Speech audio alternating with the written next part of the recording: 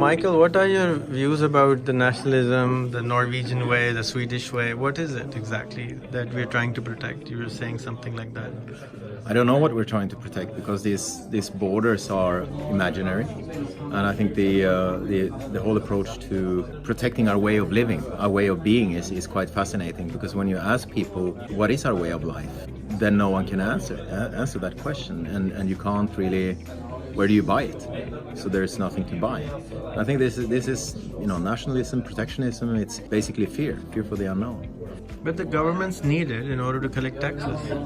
I think that's absolutely true. I think you're absolutely right. And I think we had this discussion about collective intelligence, right? And we used to believe that the papers had the truth because they're elevated. The people writing in papers are elevated. Yeah, newspapers are elevated to some level of authority. If it's in the newspaper, it must be right. It must be right. And the same thing we had with news channels for TV channels for broadcasting, as long as broadcasting was dominated.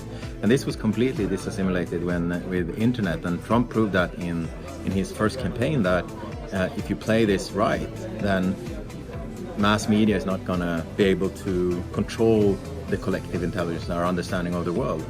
And the final frontier we have in terms of collective intelligence and how we shape citizens' way of thinking is the school system. So it's literally the final mass communication channel. And if you look at what we learn in schools, we learn the current paradigm within our own culture. We are taught in Norway and Sweden that we should eat the shit of bread. Why? Because we have farms who grow corn and crops everywhere, and we have our health pyramid and food pyramid, which is definitely a reflection of the assets that we have in our society. Not really what reflects the health. Not really, no.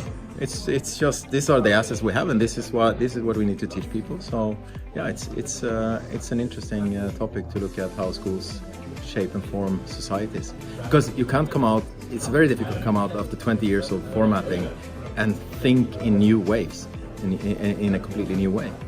Now, I told my kids that they should. I'll pay for their higher education under two premises. That first of all, they take a year off after high school. And secondly, that they take their education in a different part of the world. And that would be a good thing for everybody.